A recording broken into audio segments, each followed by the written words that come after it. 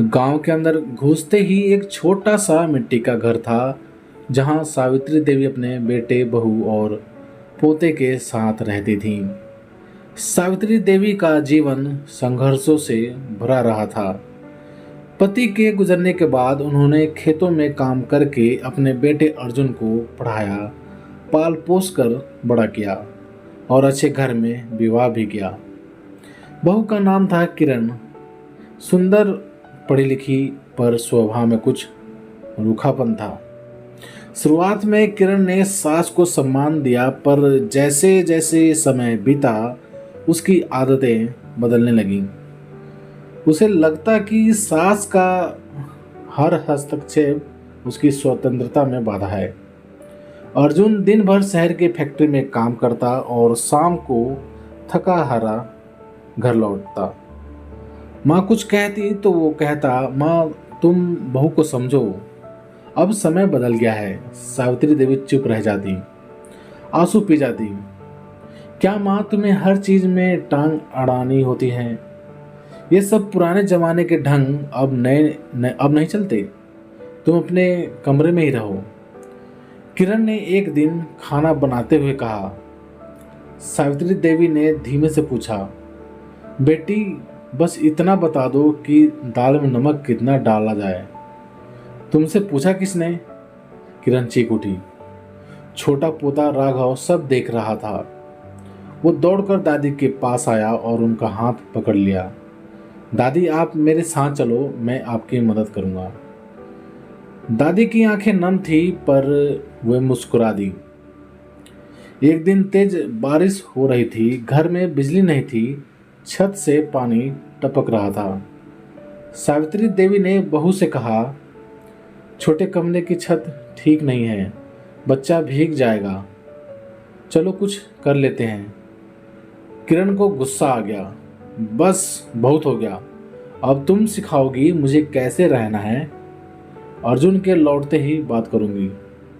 रात को अर्जुन आया तो किरण ने खूब शिकायतें की। आपकी माँ मुझसे घर के हर काम में टांग अड़ाती हैं, मुझे परेशान करती हैं। या तो मैं रहूंगी या ये। अर्जुन असमंजस में था, पर प्यार में अंधा था। उसने माँ से कहा, माँ कुछ दिन के लिए मामा के यहाँ चली जाओ, बाद में सब ठीक हो जाएगा। सावित्री देवी स्तब्ध रह गई, पर जाने को तैयार हो गई। जब वो अपने पुराने बक्से में कपड़े और एक पुरानी तस्वीर रख रही थी तो किरण आई और गुस्से में बोली, अब तक गए नहीं, चलो निकलो यहाँ से। बेटी बस एक चाय पी लूं फिर निकल जाऊंगी, सावित्री ने कहा। किरण ने बिना कुछ सुने उनका सामान दरवाजे के बाहर फेंका और हाथ पकड़कर उन्हें धक्का दे दिया। जा, अब यहां तेरा कोई काम नहीं है। सावित्री देवी लड़खड़ाई, गिरते गिरते खुद को संभाला और निशब्द बाहर निकल गई। अब सावित्री देवी मंदिर की सीढ़ियों पर रहने लगी। दिन भर किसी की थाली में बचा खाना मिल जाता, नहीं तो भूखी रह जाती। लोग पूछते, माँ घर क्यों छोड़ा? वो मुस्कुरा देती, बेटे बहू को जगह नहीं थी मेरे लिए। छोटा राघव जब जब माँ से पूछता, दादी कहाँ है, किरण टाल देती, वो अपने गांव चली गई हैं। पर एक दिन स्कूल से लौटते हुए राघव ने मंदिर के बाहर दादी को बैठा देखा। दौड़कर उनसे लिपट गया। दादी आप यहाँ क्यों हैं? सावित्री देवी की आंखों में आंसू थे। उन्होंने सिर्फ इतना कहा, बेटा माँ जब बोझ बन जाए तो उसका घर छूट जाता है।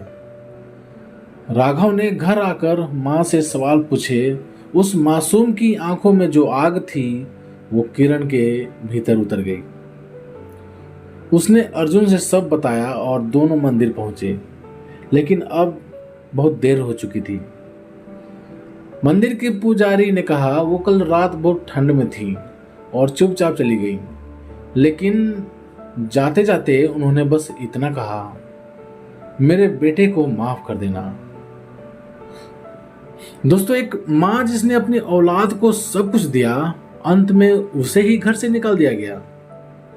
दोस्तों, ये एक ऐसी माँ की कहानी जो कभी बोझ नहीं थी, पर उसे बोझ समझ लिया गया। तो प्यारे दोस्तों, आप सभी का इस कहानी के बारे में क्या राय है, प्लीज़ कमेंट करके हमें ज़रूर बताएं। यदि ये कहानी आप सभी को पसंद आई हो तो प्लीज़ लाइक करें, शेयर करें, और चैनल पर नए हो तो चैनल को सब्सक्राइब भी जरूर करें। चलिए दोस्तों, मिलते हैं आप सभी से एक और नई कहानी के साथ। तब तक लिए जय हिंद, वंदे मातरम।